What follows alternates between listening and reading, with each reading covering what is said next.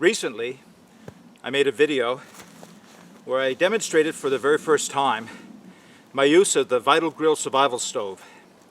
It was something that I had found on Kijiji here in Halifax at less than half price, and it was brand new in the box. And I did struggle to get it lit, but it was more my fire lighting skills that day than it was anything to do with the stove. And I was really impressed with how quickly that stove could bring water to boil once the stove got going. And I mentioned in that video that there was another stove, had similar properties, and that was the BioLite stove. Well, I thought ideally, if I could get a hold of one, it'd be great to compare the two. Do the pros and cons of both. So that's what I've done. A friend of mine, Fred Stillman, owner and operator of K-Tuck Expeditions here in the metro area, was also a connoisseur of sales, and he went to a gear swap through Mountain Equipment Co-op just before Christmas, and he found himself a BioLite CookStove, and that differs a little bit from the camp stove, and I'll explain. And he loaned it to me so I could do a side-by-side comparison of the two stoves. So the BioLite CookStove differs from the BioLite camp stove, and that's probably the one that people know more about, have seen more often. The camp stove is the one that has the ability to recharge its own battery based on a heat differential from a probe that works in the burn chamber.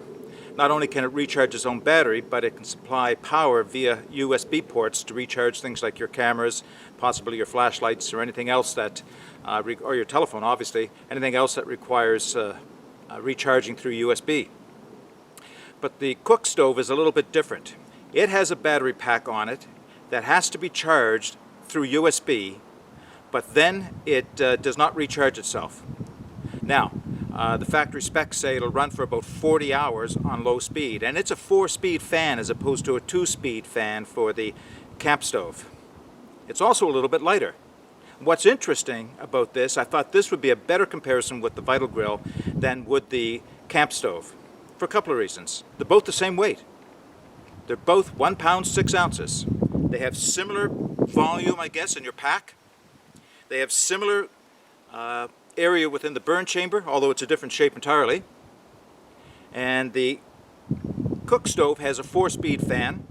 The VitalGrill only has a 2-speed fan, but it does have that damper that allows for almost infinite variations on how much air is getting through to the burn chamber. Yeah, so that's what I'm going to do today. As I mentioned earlier, it didn't start out this nice. It started out foggy, and that was freezing. The temperatures are rising. The snow is melting. It is beautifully sunny, but don't let that fool you. Everything here is soaking wet. So I've gone around and collected as much of what I think is dry, and we'll just see. I mean, this is probably as good a test as you're going to want to put these stoves through.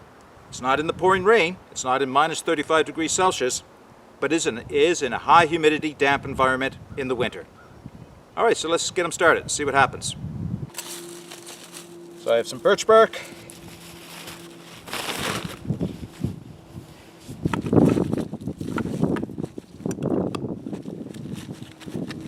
Ferro rod.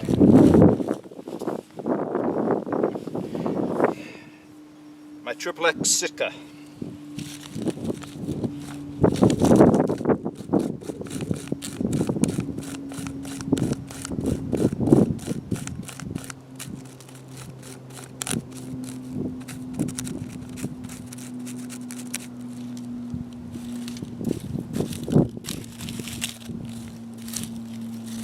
Alright, let's get it going.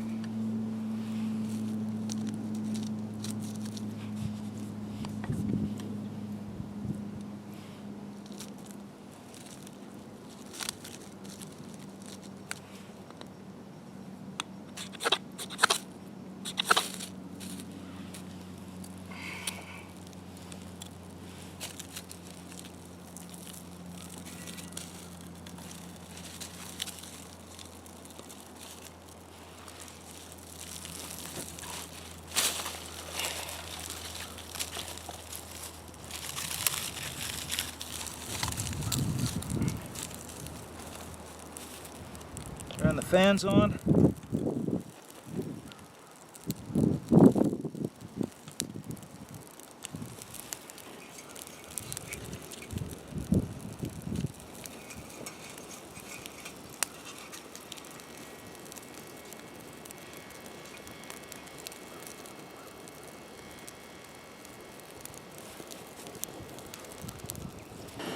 So one thing I'm noticing right off the top in feeding these is that it's a little easier, at least at the get-go, to get the VitalGrill growing, or at least feed it. So you don't have to hold your hand right over top of the stove, over the burn chamber. With the BioLite, you have to shove the sticks in directly from the top. You almost have to put your hands in the flames. Alright, things are starting. I'm going to work on these two stoves, get a good basic coals going, and I'll bring it back. So as you can see, both stoves are going very well, but they consume a lot of sticks. I probably didn't mention this, so I know I didn't mention this. Because of the heat they generate, I've placed them both on pieces of birch log just to hold them off the snow, so they didn't disappear down into the snow. It's taken quite a few sticks to keep them going, but here's my initial observation so far. The BioLite produces an intense hot flame. Because of the design and with the fan, it's just a turbine, an absolute turbine. It's putting out a lot of heat. It will accept longer sticks directly into the burn chamber than will the VitalGrill. But if they're longer than the burn chamber, or taller than the burn chamber is, they get in the way of setting a pot on top. The VitalGrill, on the other hand, I can take sticks that are a little too long and set them in so that they stick out the side a little bit. Also makes for an easy feed. Don't have to put my hands directly in the heat. That's a little wet. And that's what I'm finding now. Some of the sticks are a little damp, but because there's an intense heat of coals on the bottom, it doesn't seem to be making any difference at all. These things are just putting out an intense amount of heat. Now, the test. I decided I'd bring out two pots, as close in size as I could get. My 775 MSR stow-a-way pot, and my GSI stainless steel catalyst. And I'm going to fill them with an equal amount of water, approximately 500 mils or 2 cups each. Put them on and see how long they come to a boil. One's going to be for my tea and the other for my lunch. Now, one of the complaints I'd heard about the BioLite, and it's true because I did try it out, is that the shape of the pot holder on top kind of prevents you from using a small canteen cup. It certainly won't take one of the GSI glacier cups or anything of that size. It literally fits perfectly in the hole and will just smother the fire out instantly. So you require a bigger pot. Now the VitalGrill, on the other hand, has fold-out pot stand arms that will accommodate larger pots or smaller pots, even smaller than the glacier cup. So that's a plus for the VitalGrill.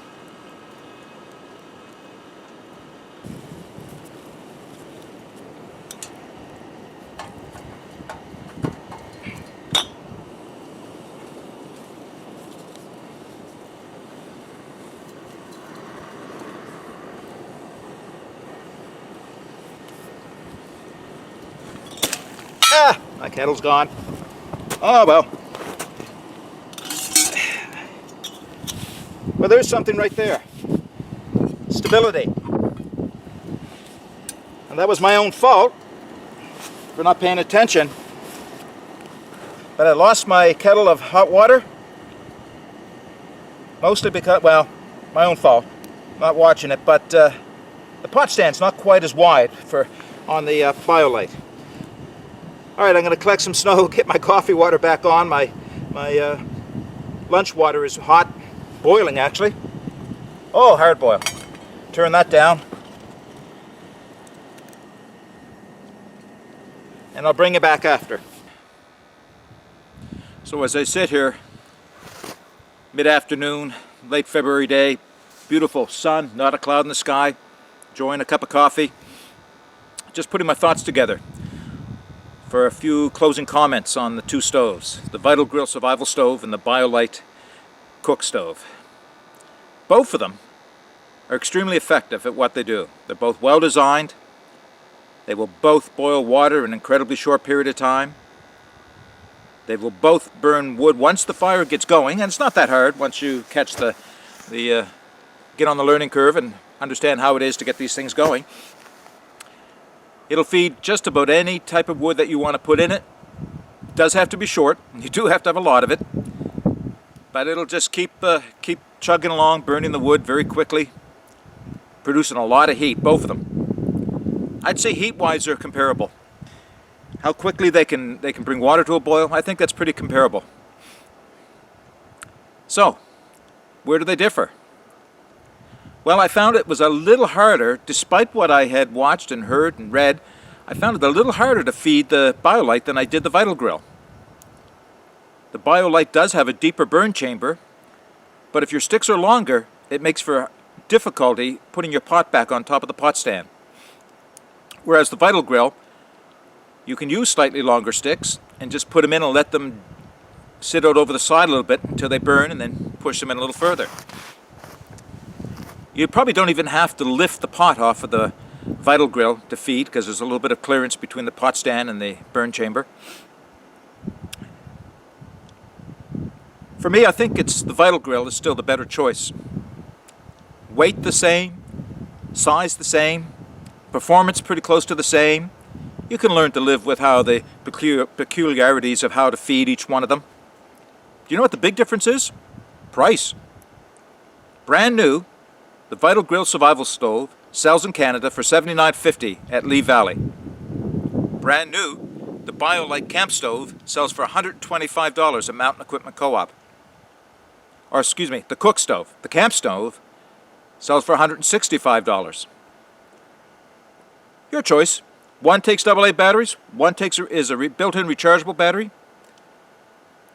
Probably a little easier to work the rechargeable battery than it is if you had to change the AA's. It does have a tiny set screw that holds the chamber shut, but you know, if you've been using it for 10, 15, 20 hours and you're beginning to wonder, change the batteries. But that's a lot of lunches out on the side of a lake. Anyway, information. That's all it was. Something for you to consider if you're thinking about buying either one of these stoves. Well, folks, I hope this is something that you enjoyed watching. I hope it gave you something if you were considering one of these two stoves. And so, until the next time, get out and explore. Take that path less traveled. I did something today that I hadn't done before, only because I just didn't have the ability, is I snowshoed across Susie Lake. You get a different view altogether, well, except for when I was in my kayak, but a different view walking across Susie Lake. It's still frozen enough that I can do that. New venture for me. So get out and explore. Take that path less traveled. It'll make all the difference. Bye for now.